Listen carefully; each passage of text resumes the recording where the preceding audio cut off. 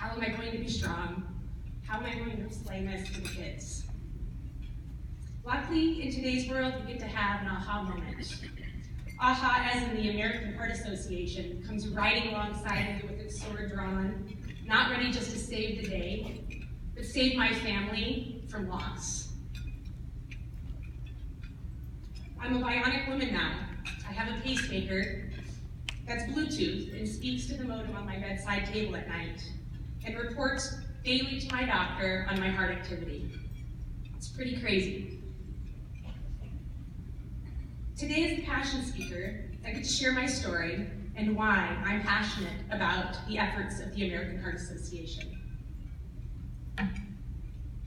In early May of last year, I was traveling on a business trip and had swelling in my legs and ankles. I didn't think much of it, as I assumed it was from the flight the day prior, coupled with the delicious, yummy French salty lunch I ate. I went function over fashion that night to the awards dinner and went with my sneakers in lieu of my heels. When I got home, I scheduled an appointment with our family allergist for the swelling and difficulty breathing at night. Focused on getting my breathing dialed in, I was prescribed medicine and an inhaler to treat the asthma attacks. After a few days with no improvement, I called the doctor back to revisit the action plan.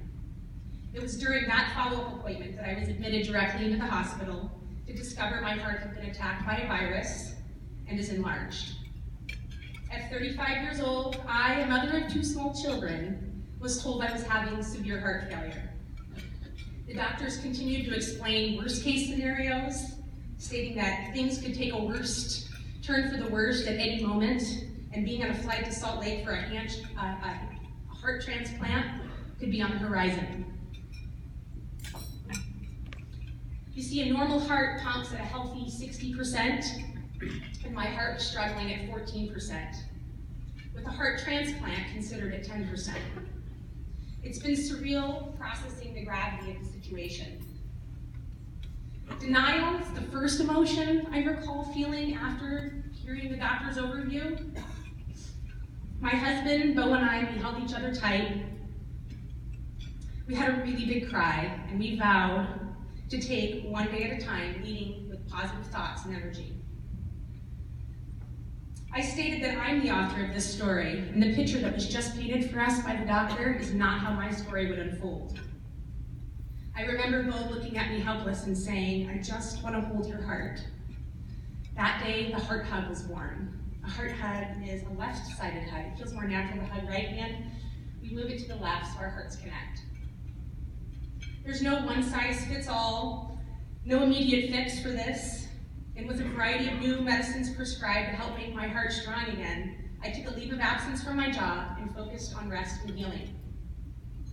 After 3 months, my doctors performed an echo. An echo is an ultrasound of the heart that measures size, to see how I was improving, but unfortunately, my results yielded 0 improvement. Knowing 0 could lead to a heart transplant in the future, we took a deep breath and learned that a pacemaker defibrillator would need to be put in to improve the squeeze function of my heart. On November 12th, I had a successful installation of a pacemaker, and we are currently working on re-maximizing those medicines. And tomorrow, February 3rd, my birthday, turning 36, we go back for another echo to track improvement. We have our fingers crossed for a positive progress report. I love the new year, and I'm ready to move on with my beautiful life. My 2 active kids keep me busy with soccer and gymnastics for now, with graduations from high school and college in the not-so-distant future, and someday, looking forward to weddings and grandchildren, something I feel entitled to when I signed up to be their mother. Medical advances are amazing, and I feel like 40 years ago, my outcome would be so different. But it's because of the American Heart Association and the visionary donors that have made their discoveries possible. If it weren't for their medical breakthroughs, I wouldn't be standing here today. And it's because of those visionary donors who sat in a room just like this a year ago that so many advancements have been made in the field of heart and stroke. The American Heart Association mission is simple: building healthier lives free of cardiovascular disease and stroke. Today, I encourage you to know your story, to know your power, know your family history, listen to your body and its signals, know the red flags of heart disease and stroke that kill 1 in 3 women, and know that together we can change these odds.